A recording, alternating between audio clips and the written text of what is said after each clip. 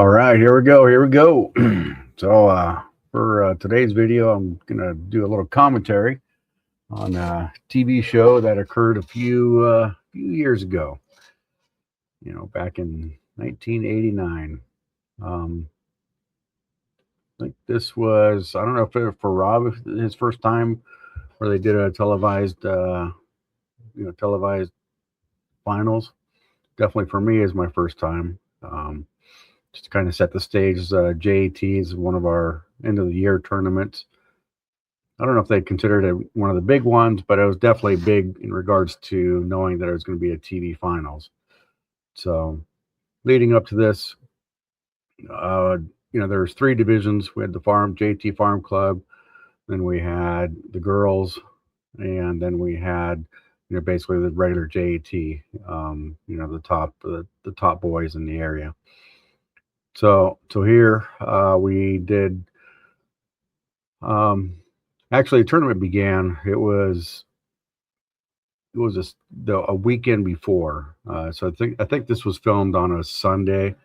I may be wrong. Could have been a Saturday. I'm not too sure. But I don't know if there was 1 or 2 weeks, between our actual qualifying match play compared to our stepladder finals. So I'm just going to show the match between Robert and I.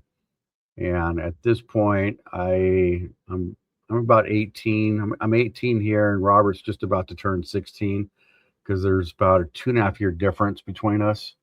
And you'll see, Robert basically is 15 at this, at this video, and you'll see at that young age how great he threw it, and it was kind of being on this side of the experience of what Robert started as and what Robert was able to accomplish in his career. It was fun to watch. So again, at this age, we kind of saw the future of what Robert could do with the sport. So this was fun.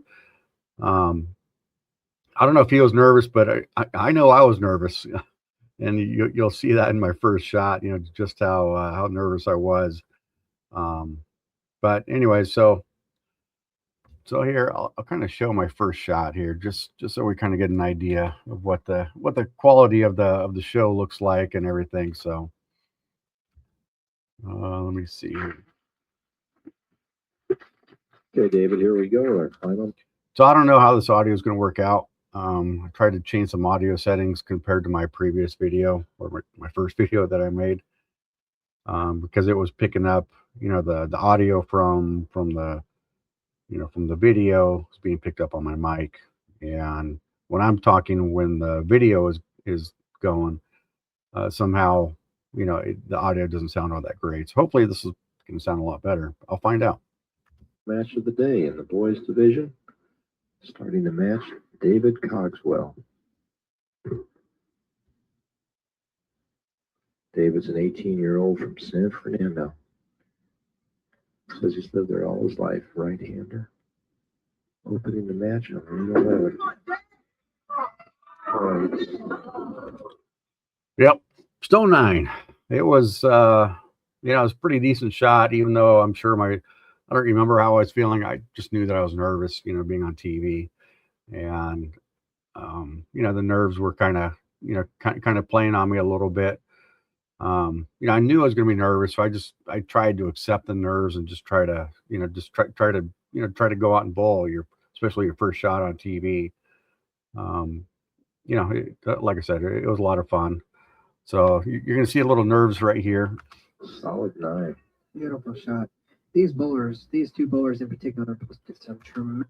So I don't know if you just saw that, but I'm kind of walking back and I'm like smiling, all ear to ear, because I'm just it's a combination of being excited and nerves and whatever, and then the realization of like, yeah, I just got hosed. I stoned a 9. So then from here I was able to lock in. It was like, all right, I got that first shot over. I didn't pump it through the face, hit the head pin.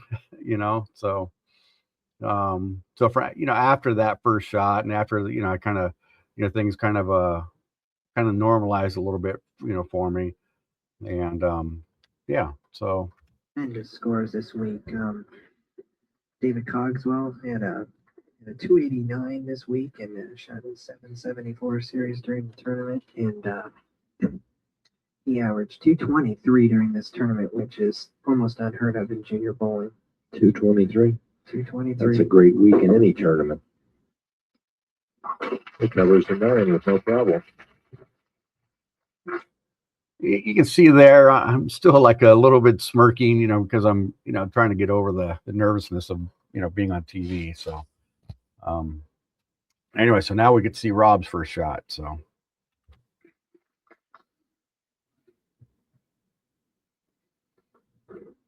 now up steps Robert Smith. He is the tournament leader, and he averaged 225.4 for the tournament. A great week. When he got through that, that's going to be wide. Oh, he got away with something there. Got to mix it off the wall. yeah, that's just kind of, how it is. The kind of give it a little background as far as the tournament and the conditions.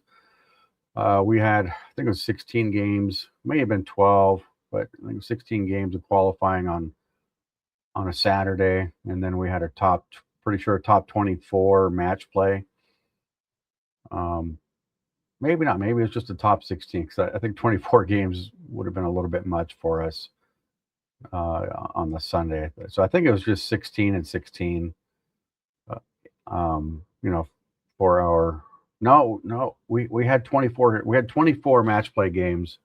I just don't remember exactly, if it was Friday, Saturday, Sunday, or if it was just a Saturday, Sunday. I don't remember, exactly how it was. It may have been a Friday, 12 games of qualifying, and then 6 again Saturday morning. But I definitely know it was 24 games of match play. And anyway, so for me, I didn't have as much hook as I did on the TV show. And we did bowl in this pair, for qualifying and match play and so on. So it was an active live pair for us, that we had some idea of what it was doing. But, at this age, you're not very disciplined at paying attention to, well, hey, 9 and 10, 10 pushes, whatever. We're not very disciplined about stuff like that. We're just out there trying to strike, So yeah, so the TV pair, in fact, even our off TV pair, and I'll get into that a little bit more, but yeah, so the TV pair was the back ends were just crispy. I mean, they were hooking a lot, and I really wasn't used to it. And in fact, during warm up, I was still kind of trying to find it, and that was kind of part of how I was feeling, during that first frame. I was like, well, I hope this is going to work, and I throw a pretty decent shot, and, I have that 9-pin. I think Robert probably felt the same, that maybe he threw it pretty good and the ball pushed on him a little bit. I don't know. But yeah, so it was, TV pair was a little different than what we qualified and match play on. So we'll just continue on with this. He wasn't quite sure of that shot. He thought he threw it good and the ball skidded a little too far. So see if it affects this shot. So back then, a lot of our balls are still very, very similar. It didn't matter from what manufacturer it was. They were all very similar. Urethane shell. Some of us were still throwing plastic in regards to, like a white dot. For me, my white dot was a Black Knight. Supposedly the Black Knight was supposed to be a little bit harder than a traditional white dot, but not as hard as like a blue dot. But it was, pancake weight block and whatever. And I was throwing a purple angle, which basically is very similar to what Rob's throwing, which is a Vector 1. I know they marketed this as something different than their black UDOT, which was a pancake weight block, urethane shell. And then when this came out, they also came out with what was called a Vector 2. And that Vector 2 was kind of like one of the beginning of where they're trying to figure out positions of weight blocks and stuff like that. in regards to, how far it is from the surface of the ball compared to, how far away that puck is from the center of the ball. So Vector 2 was probably one of those where it wasn't a very good ball. Some people had, mild success with it, but people just weren't used to it. The drilling patterns were very simple back then. So anyways, he's throwing a Vector 1, but it's very similar to just a standard black UDOT. Very tentative on his first shot. Respectfully so. Well, he's got loose with that one.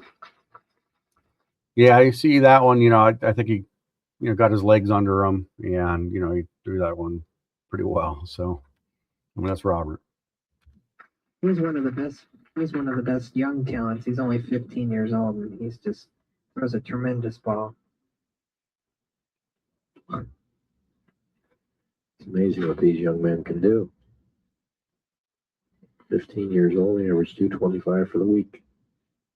Okay, David Cogswell finds himself 10 pins down right out of the gate with that solid nine. He hit a great shot and is down. So, to this day, I still really don't know. Obviously I got it right, but, I don't remember if that was a miss right or if I was trying to go that far right. Obviously, I had the 9-pin, and also I knew that they were hooking for me. So, wasn't too sure if I missed on that. I think it was a miss in regards to I wasn't trying to get it that far right, and so yeah, it was a miss.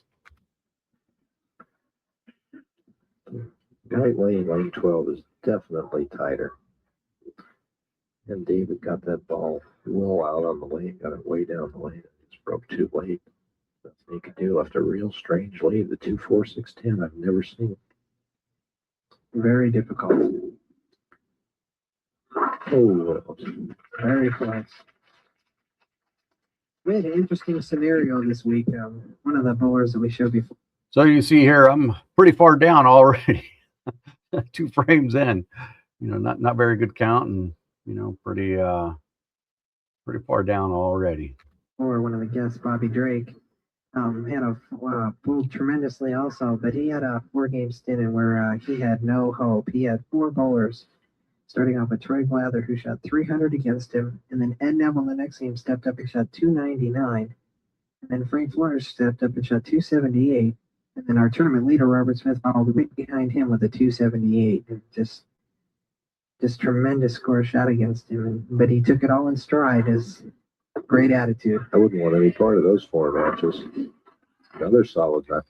Yeah, that's back-to-back 9-pins on the left lane. So that's a difficult start right there. So, and at this point, again, my legs are under me. There's no shyness from, being on TV. It was, once you kind of get that first or 2 shots in, after that, you just go out and bowl. Right for David Cogswell. What a tough way to start the minutes. 2 solid 9s and a split. Ball just snapping a little too hard at the back end and just rolling past that 9-pin, chopping that 5-pin straight back.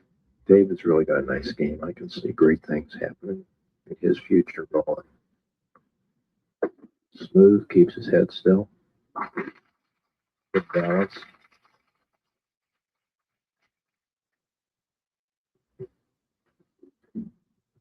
Robert Smith steps up with a chance to make the lead 37. He's got 27. Let's see the adjustment he makes. If he just makes a good shot, should be okay on this line. He got through that one here. Starts right out with 50. Doesn't look like he's going to let up at all. He's just. Yeah, I don't know if that was an adjustment by Rob or maybe the first shot he just got it wider than what he wanted. But yeah, he threw that one good. Gonna keep pounding and pounding. I guess when you're 15 years old, you have no fear.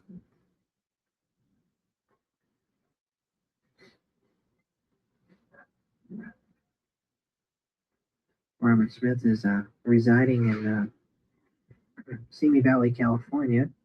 it was quite a long trip for him for this tournament, so hopefully he can make it all worthwhile. Another good shot.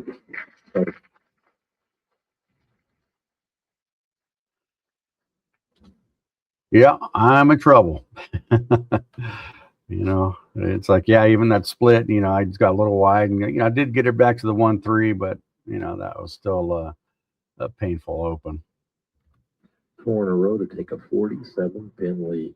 That puts David in a position right now where he has to strike. He's got to start striking now. This 18-year-old's got to answer the challenge.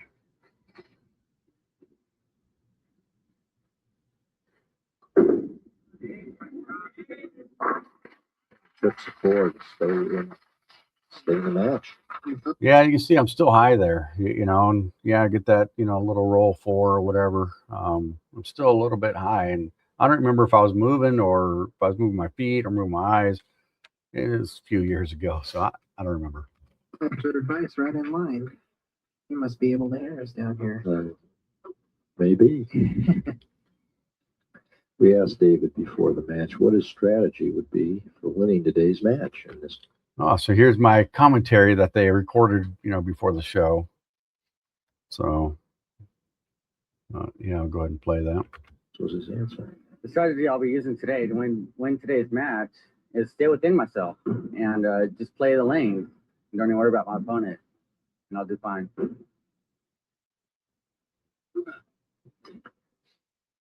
Here's David on lane 11 in a must-strike situation to cut the lead to 37. That's close. He's got it.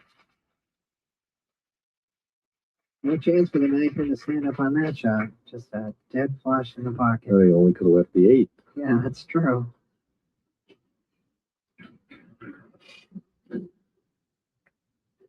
Robert Smith started this tournament out just as hot as he is right now. He led this tournament by shooting .801 his first 3 games. That's a great way to start any tournament. Going 15-9 in match play. Missed record. We're close again. That's 5 in a row. I mean, we might see a 300 here. I don't know. And there is the founder of the JAT, Mickey Coletti, and he started this back in 1970 actually. And the Pacific Coast Bowler came up to me and said, you know, we want to make this a scratch. We want to make this the lead into the Pacific. So you may have heard that, you know, JATs got started in 1970. What Dave Biber was alluding to, the Pacific Coast Bowler. PCBs were started before that, and PCBs were basically the West Coast equivalent to a regional organization. And so that's what usually PCs, you know, out here on the West Coast, we just called them PCs, and everyone knew we were talking about PCB and whatever. And basically that organization was meant for, you know, the local professionals, and then also local amateurs and local amateurs that didn't want to go and bowl regionals, you know, in the PBA, the Western region. You know, I don't know about this time. You know, the high roller started, I think, in the early '80s, late '70s, early '80s, around there. And so, you know, you get to 1989 or you know, this mid '80s, late '80s, and you know, a lot of bowlers that were amateur that didn't want to go professional or feel that they just weren't ready for it. They bowled PCs, and it was a highly competitive organization that usually had about 11 to 12 tournaments per year. Every year there was a doubles tournament, which was, you know, probably one of our favorites. Just something that was, you know, we enjoyed bowling with our friends, and something that was, you know, unique, at least to the area, or at least unique to the organization. And then also we had a combined Western Regional Pro, and not too sure exactly how that worked out or whatever, but the Western Regional Pro was in Vegas at Showboat, and that attracted more players from the Western region. And I think that the way they usually work the schedules is the PCs and the Western Regional Director, they'd coordinate their schedules so that there was no regional on that regional pro, but or that Western region, tournament, that combined or whatever they called it. And I think that throughout the year, between the director, the Western Regional Director, and the director of the PCs, they coordinated their schedules so there wouldn't be any overlap, and that would allow PBA members that followed the Western region to also bowl the PC tournaments. There was only one weekend, I think it was Memorial Weekend, where there was an overlap. I think it was Watsonville or Santa Maria was the regional, and then because it was a 3-day weekend, what the PCs did is they would have normally PCs were Saturday, Sunday, and of course regionals were Saturday, Sunday. And I think that one weekend, that overlap, was the regional started on Saturday, and if you made the top 16, you just weren't going to make the PC. That would start on Sunday, and so normally the PC event on that Memorial Weekend was a Sunday, finished on a Monday. So, anyways, so just kind of give you a little background, a little history as far as what Dave Biber was alluding to, the origin of the JAT and how they got started. The PCBs wanted some type of feeder into, competitive organization that fed into the PCB organization. Goes bowlers, and Mickey took the challenge, and it's been going strong going into its 20th year. He's tremendous to bowling. He's a great asset. A lot of great players come out of this organization. This young man looks like he's going to be a great. Not sure what happened to Rob here. Obviously got it in. Felt like he had the pair pretty well wired. I'm not too sure how he missed on this. It happens, but this pair didn't feel like that the front was checking. So I think that he just didn't have a very good shot. Player got a little bit fast, pulled up on that ball, but he got nothing. He had nothing with 6-9, so he's got a relatively easy spare. Broke up that split, real important, even with the big lead. Goes to a shinier ball. Covers the spare with no problem. Still got a 45-pin lead. Time is running out. But David Cogswell is on a double, and if he could throw a strike on this ball and the next ball, he could cut this lead down. Yeah, definitely. I'm thinking here, that I feel that I've got the pair wired, and it's just coming down to execution now. Wasn't worried about my carry.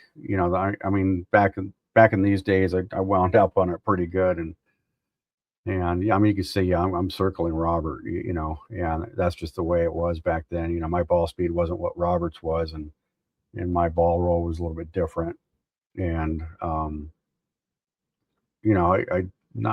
wasn't worried about 10 pins. I think was my point. Really didn't. Obviously, if you're, almost, I was second high qualifier, and I wasn't leaving a lot of 10 pins, but anyways, I wasn't worried about 10 pins, during this match. Like I said, the back ends were hooking pretty good, and I'm coming in at a pretty steep angle, and for this TV pair, for me, they were hooking a lot. Considerably. I think if David makes a good shot in this lane, we might see him go off the sheet. Very possible. And he did. Yeah, and you can see I'm just fighting. I'm just fighting the hook. And that's what it was for me. Even during warm up, I'm just fighting the hook. And let me kind of give you a little background. So basically, for each 3 divisions, the JT Farm Club, the girls and the boys JT, they we did the qualifying. Robert qualified number 1, so he was automatically on the TV on the show. And so basically qualifiers 2, 3, 4, 5, we have to do a step ladder, off TV. And so we had to go in the morning, and we had to do our step ladder, off TV. So basically it's 5 against 4, winner gets 3, winner of that against me, number 2. And I remember on that pair, I was fighting the hook over there, but there was more bowlers on it. There was, on this TV pair, there was 2 left-handers before us. But we had more. We had all, well, except for one. So we had other 2 right-handers, and I don't know if that played into it, honestly, but I don't think I was fighting the hook as much as I was on the TV pair. At least this off pair, which is probably about 10, 12 lanes away, to the right of this TV pair. And my match was against Andy Neiman, and Andy Neiman was a strike machine. He was one of those guys. Once he started striking, it was like you had to yank him off the approach to keep him from stop striking. He, we had a pretty good match. It was a pretty tough match. I think I probably shot about 228 to low 230s against him. And I think he just couldn't get the 7 out. I think he made quite a few good shots in key moments that he just couldn't get the 7 out, and I was able to carry my my pocket shots. So anyway, so yeah, so that's kind of how we led to here. So so here's a shot of I'm gonna use my cursor. I think the cursor shows up on the recording. So here's my sister. It's my older sister, Kathy, and this is my mom's friend, Sandy, and this is my mom here, and then over here was my girlfriend, Melissa Masani, and so yeah, so it's had a nice show up of family, and also got my buddy Tony who's in there, and then also Billy Myers Jr.'s, and he's in some of those shots. So. And then some other friends, Jason Thomas, they, he was like 5th, and in the JAT boys. So, he they have him in the background in here somewhere. The 3rd solid 9 and 6 frames. In fact, it was up there for a second. But yeah, he got I'm up there, and I'm just like. You got to be kidding me. It's like the whole game I was just fighting the hook, and and I may have been thinking about that 2-4, that 2-4 610, where it's like yeah, that was the one that didn't hook, and that one right now is the difference in in the match. Break and it carried. I mean, threw that ball excellent. I think in this case, with him being down so far, any strike he gets is a break. So you may have seen that was, basically what we call the leverage weight layout, for that purple angle. And then the little weight hole, what we used to do is we used to color in, the weight holes. Some people would put a piece of white tape on the inside so that, we thought we looked cool, throwing a ball down the lane like that and whatever. But yeah, these, when you did the leverage weight like this, you can get a little bit of flare, and you can get the ball to read a little sooner. Obviously the weight block being, kind of laid over to the side there, you do get, in essence, kind of get the ball to read a little sooner. And then also the way it released the energy in the back end, it was a little bit stronger in the back end. So you kind of had a double effect when you did a leverage weight ball of a pancake weight block, was that you did get, you probably picked up, a little bit of revolutions, maybe a little bit, on the RG side, but it's not really, it is RG, but it's not RG, just because, at this time, that's not really a reading that we kept track of. But that was the net effect, is that the ball would pick up a little sooner and rev a little bit more. I noticed it, a leverage weighted block for me, I would have more revolutions than I did on a label ball. Like Robert's throwing a label ball. So if I was to have, that vector 1 in a label type of layout, for me, I wouldn't necessarily have the same number of revs that I did on a leverage weighted block. And that was just for me. That was my game. That's how that's just how the balls, the layouts affected me. He's still got 253 in the wood. He's lined in both lanes. Well, he knows how to win. His match play record this week was 19-5, so knows how to. Yeah, so you can tell there, 19-5. That was I was winning a lot of matches. Robert out averaged me by 2 pins a game, and again, I don't remember how many games we played, but it was enough. Because I think going into the position round, game 24, the match play, I was behind. I think I was second. Yeah, because I bowled against Robert. Yeah, I was second going into the position round, and Robert had me by, I think, around 70 pins or something like that. So I needed a big game. Obviously big game, win the match, get the 30 bonus pins. I needed a big game to take over first. And I think I had the first, I know I had the front group of strikes. I think it may have been first 5, first 6. And, I don't remember what Robert was doing at the time. I know he finished with about a 230 game, that position round. But as soon as I left a 10 pin, and as soon as I left it, I was kind of like, well, that's it. I'm probably not gonna be able to catch him, because at this point, we're shooting some pretty decent numbers, and we,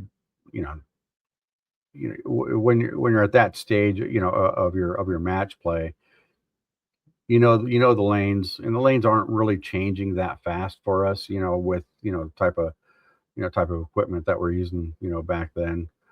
And I missed the spare, and then I sheet for 267, and I think Robert shoots 230, and I think I finished like 29 pins behind him on totals, and it helped that I was 19-5, and won a lot of matches. I mean, there was really only, at that time, there's probably about 8 or 9 of us that were truly competitive, at that bowling center. And, maybe I just kind of ran over a lot of the weaker guys, and maybe against some of the tougher guys, I maybe picked up a couple of those matches. I don't remember if I beat Robert the first, within those first 23 games. Definitely the position match I did, but I don't remember, what I did against him. But he, I mean, it was just one of those things. He had a good tournament, I had a good tournament, and that's why both of us were up there. And it would be nice to kind of see the numbers and see where everyone kind of finished at, because I think that Andy Neiman, he was third qualifier, and I think he was right behind us.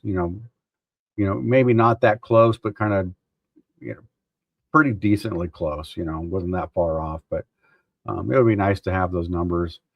I'm not too sure. Can't really go online and look those up.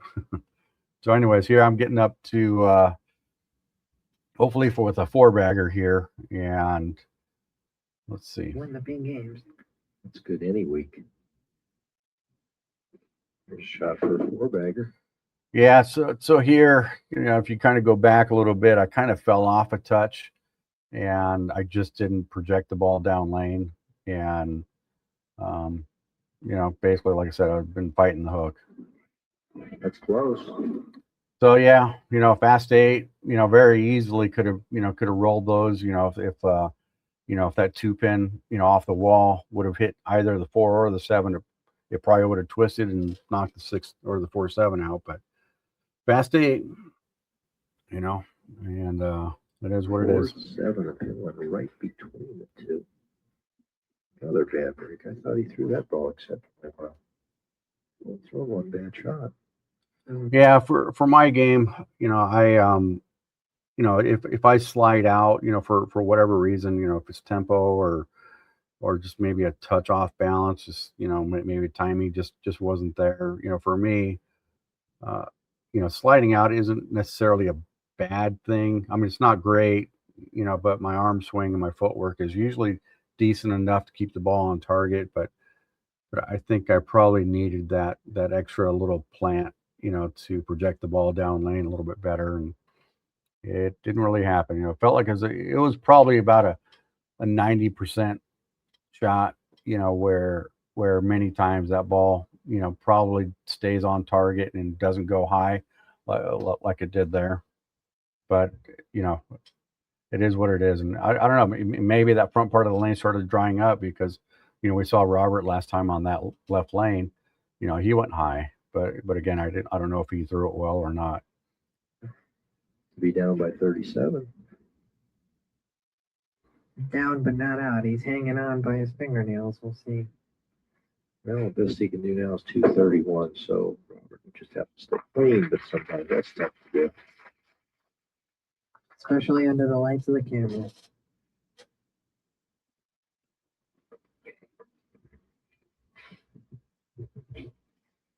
Robert Smith stepping up in the 7th frame. With the revolutions on that. That was a pretty cool view that they did. I wish they had more shots. I think they had just one fixed camera and one roving camera. There may have been a couple more. I haven't really tried to count the camera views on this, but that was a pretty nice shot there. And I'm not too sure why his ball hit so flat there. It didn't look like it was that bad off his hand. You can see the 6-pin kind of laying in the gutter here. But just tremendous turn. And during this tournament, we asked Robert how the JAT has prepared him for continuing his bowling career. So this is kind of funny because here we are, he's at the age of, 15. He's just on the verge of turning 16 here and talking about the PBA, and, I say it's interesting, because his age and how good he is even at this age. And then we got to see him bowl, in the 94, basically 5 years after this. I got to see him bowl the AC Delco at Cal Bowl in Lakewood, California. And, he was an amateur and he stayed amateur, I think, up until 98 or somewhere around there. And, this is a talent that should have been on tour basically from the 93, 94 season is where he should have been on tour. But, whatever it is, but well, I know the amateurs, those guys were doing pretty well. They're cleaning up in, all the big mega buck tournaments, and those guys were cleaning up in the team challenge era. I know Tim Mack did pretty well, and Pat Healy and Chris Barnes and Patrick Allen and Rudy, and probably missing a couple of quite a few I know, but that whole group of guys that they were making more money than some of the top pros, and on a regular, consistent year-over-year basis. And so the joke was, why would I want to go pro? Why would I want to go pro and make less money? That was their mindset. Because they were legitimately, making very good money on the amateur circuit, if you want to call it that. Between all the action and brackets and sweepers, from all the mega buck events, at this time or in that era, you had 5 or 6 big events. You had the regular high roller, you had the Super Bowl high roller, you had the Hoinky, or I think they call it Super Hoinky or something. Then they had something I think called the American Dream Classic, and I think there's 1 or 2 other mega buck events. And these guys were cleaning up, and combine that with a lot of the team challenge stuff that was going on. And there's probably some other events that I wasn't really aware of, just because I wasn't really in that amateur scene. And so, of course, I didn't really pay attention to it. So anyway, so you'll get to see Robert's interview, him talking about, the PBA. And the Professional Bowling Association. I think JT's prepared me for the PBA by letting us have a chance to bowl match play. And see what it's like to get our mental ability into the game, make us think more on the shot, and try to execute every shot like we want to. I like the way Robert shot that 10-pin shot like a seasoned professional at 15 years old. Took a shot at your ball and threw it about as hard as he could throw it straight at it. And converted it. It followed through an extension. What a great shot. I think we're looking at the star of tomorrow here today. He's a tremendous bowler. He's got incredible talent and determination, and he has a very, very good attitude. He takes the lumps with the good. Yeah. So if you heard Dave Viber there talking about Robert's attitude, and I would say that was probably one of his, at least from the outside, not being in his head kind of thing. I think his attitude was one of his greatest assets. He was one of those guys that, when things went wrong, he just kind of, dealt with it and swept it off to the side, and he just moved on, and he didn't really seem to be one of those guys that fried out. We definitely at that age, there were some of us that, would fry out, that fry pretty hard, and Robert wasn't one of those guys. He was just able to kind of move on, and if he had a couple of bad frames or maybe a couple of bad games, his attitude, was a lot better than a lot of us out there. That's great. Because it's not always going to be 230s and 240s. Here's David with a must strike situation. Good. He got it. Yeah, I mean, if you notice that shot, that was, I stayed down on the shot, and I, had good projection, and you can see I really didn't have any issues, with the off pocket hit. It was the high flush that, with my angle and the crispy back ends, the high flush was the one that was causing me some issues. We're the farm club. Our farm club, these are the people who run the farm club, Cookie and Bill Smith, and they've been with this organization for several years, and they've prepared all these farm club members into getting ready to move up into the JAT, and they've done a tremendous job also being Mickey's right hand. They're great people. I've known them for a number of years. Done a great job with the farm division. David again in a must strike situation. If he doesn't strike on his ball, the match is over. He made a good shot. Here he comes. What a good shot. What a nice game he's bowled. Tremendous roll on that ball, and just when it hits the pins, there's no hope. Very little deflection. The ball doesn't, it hooks a lot, but it doesn't overhook. Robert Smith stepping up in the ninth frame with a 26-pin lead, and if he strikes now, he could, by virtue, shut out David Cogswell. High, and it held. When you're young and strong and you throw those high hard ones, they work.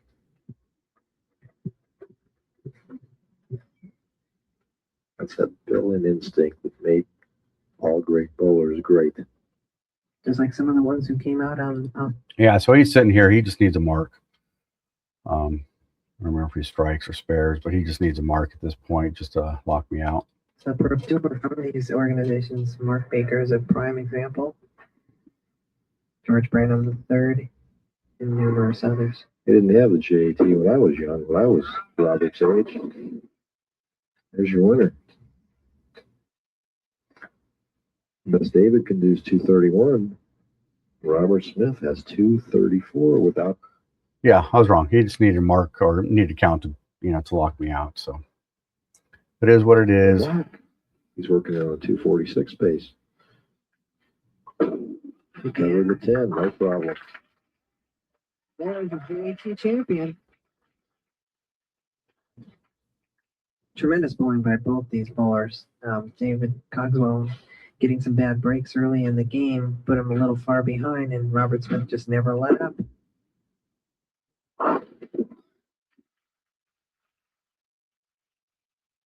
.245 for Robert Smith, and just a tremendous effort on both their parts.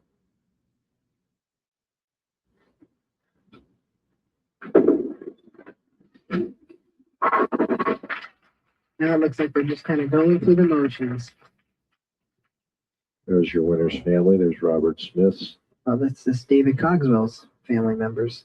Tanya Cogswell and Kathy Cogswell and Melissa Monsonet. I think is that how you pronounce her last name? That's David's girlfriend.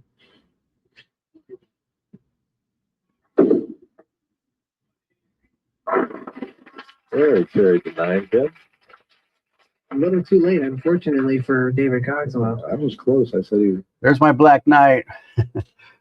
Man, those balls were fun to throw. I think at the time I had two of them. That one was label, and I think I had a leverage weight one that was, similar layout to my purple angle. And this was pretty much short oil era. They were allowed to do anything they wanted with the lanes for 23 feet, and after that they couldn't oil. But across the lane, they could put whatever ratio that they wanted, as long as they didn't go beyond 23 feet. So what the proprietors did is they just didn't clean the back ends for a while, and what ended up happening is they'd push all the oil down, they'd pile up the front, and, the balls would just push oil down, and, and in effect, you could have, a very, very easy pattern. So that whole short oil thing was pretty ridiculous, but whatever. Going to strike out. Okay, 250. He's going to end up with 231 if he strikes on this ball. What a great match. 245 to 229. Great match on both fronts. Yeah, so it's my buddy Tony. Him and I grew up bowling. He didn't really bowl junior stuff. He turned adult pretty early. I think he was already like 2 seasons into his adult stuff. I didn't turn adult until about 6 months after, because my dad passed away about 5 or 6 months after this, and right after that, I just decided to turn adult. So it was that following summer of 1990 when I turned adult. JT champion Robert Smith. And we'll be back after this word. There's Ed. Yeah, it's blurry photo there. Ed threw the hell out of it. He was, one of those guys where he, it's just a rock solid game, and one of the best, one of the best junior bowlers in SoCal that we had, and he was tough as nails.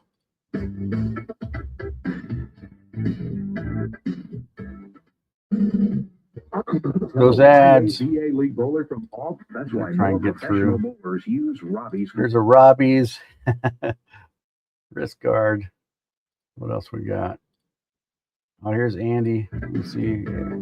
Yeah, Andy was a strike machine. Once he got his sea legs going, man, that guy could strike forever. Here we are back in So the here's Jade. Dave Biber. He was one of our junior bowlers, and he was doing the commentary with Barry Asher. Junior Amateur Tour with our winners, Susan Backus in the girls division. So Susan won the girls, Carlos won the farm club, and Robert got the boys. Carlos Rubio in the JAT Farm Club division, and Barry's with our big winner, Robert Smith in the JAT boys division. Robert, you came out of the gate with a 5-bagger. You're 15 years old. You were definitely the best bowler today. Tell us how you felt going in that last match. Well, I felt pretty good. Got the break the first frame, tripped the 3-7, 2-7. Came out, started stringing them together. Saw David leave back-to-back 9-pins on lane 11. Started thinking more of the 300 game than of the match. Threw a bad shot, thought about it, came back 3 good shots. Felt pretty good from there. Felt like I locked it up in that 9th frame strike. Congratulations, you bowled a great game. Thanks. That will do it for this year's Junior Amateur Tour Christmas Tournament. For Barry Asher, I'm David Biber. So here you can see us here. You got here. You got Jason Thomas over here. Yeah, it's recording. Okay. Yeah, I got Jason Thomas over here, and then you got me, and we got Robert, and then there's Andy, and then there's Ed Neville. So that was the boys, and you can see I'm whatever 2.5 years older than Robert, and Robert's almost as tall as me, and I'm probably a little taller because of my hair, but Robert was a strong kid, at that age, I was pretty small. You can't really tell, maybe on some of the other views, I didn't have the biggest arms, and and Robert was a pretty strong kid at that age. So, anyways, I think we'll finish this off. So here, these are some of the sponsors that they were able to to help us out. Get this on TV. Mark Baker helped out, and then PJ Carroll, big time sponsor in SoCal Bowling. And then we had Robbie. Robbie was always there for all the organizations. Whether it was for the juniors or PCs or the girls had the WWPB. Basically very similar to what the PCBs are to the Western Regional for the PBA. WW was a good organization for the girls. Yeah.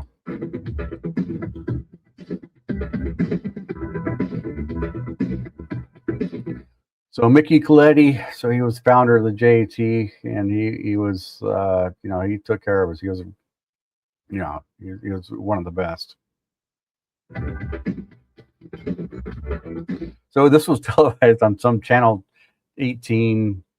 I don't know if it was a Chinese or Japanese network or something, but it was this wasn't on cable. This was some off channel kind of local network or something. So yeah, it was that's what it was.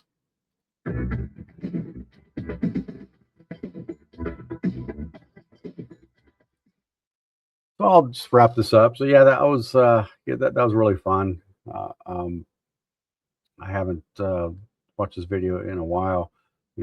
Off to the right here, you got Jason Thomas, and some of you know him, and he's actually the one that found this video, and he sent it to me. I've had it for a couple of years, and so when I decided to kind of get this YouTube channel going, I wanted to kind of practice and do a little commentary on it. But yeah, this was fun. But I'm just going to wrap that up right now. So anyways, thanks for watching, and we'll see you guys on the next one.